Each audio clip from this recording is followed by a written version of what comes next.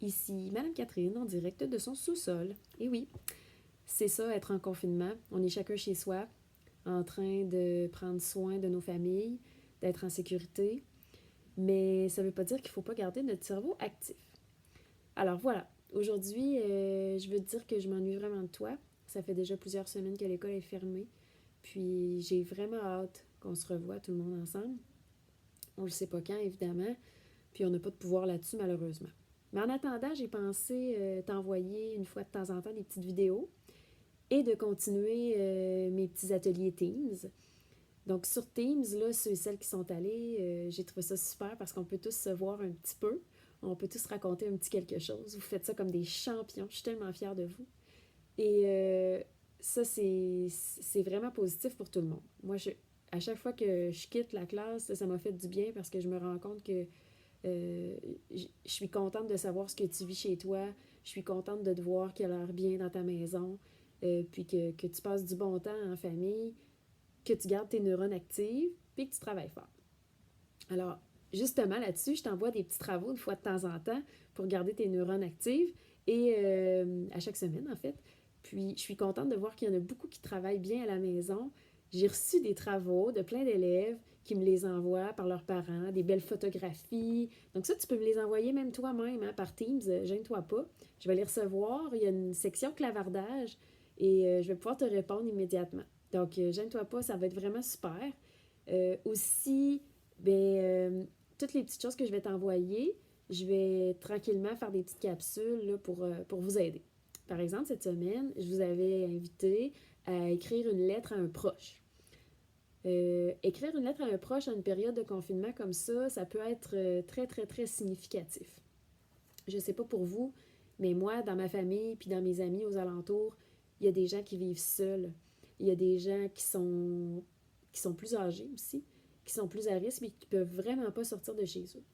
Alors, de leur écrire une lettre, aussi anodin que ça puisse paraître, ça peut vraiment faire du bien.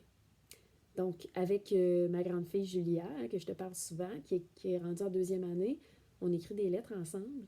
Puis, on va les porter par courrier. Alors, les gens les reçoivent et c'est vraiment un bonheur de recevoir ça, une petite lettre comme ça. Alors, gêne-toi pas. C'est positif pour les gens qui vont le recevoir. Pense, comme je te l'ai dit, aux gens plus âgés ou même aux gens qui vivent seuls à la maison, qui n'ont pas d'autres personnes avec qui jaser. Ça peut être plus long. Ça va leur faire vraiment plaisir. Puis en même temps, toi, tu vas pratiquer ton écriture. Aussi, quand on écrit une lettre, il y a une structure à respecter.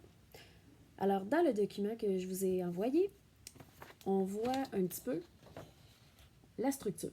Là, hein? Donc, c'est important d'avoir, au départ, tu écris la date et le lieu. Le lieu, c'est ta ville. Donc, tu peux écrire Saint-Nicolas ou Lévis. Un mot de salutation. Un mot de salutation, ça peut être coucou, allô, salut. Si tu écris cher, n'oublie pas que cher au masculin, comme ça, C-H-E-R, au féminin, C-H-E, accent grave, R-E, ou au pluriel, ça c'est au masculin pluriel. Si jamais tu écrivais à, par exemple, deux cousines, OK? Donc tu écrirais cher au féminin, puis tu ajouterais un S. Cher Élodie et Rosalie, par exemple. OK? Ensuite, ça te prend une petite phrase d'introduction.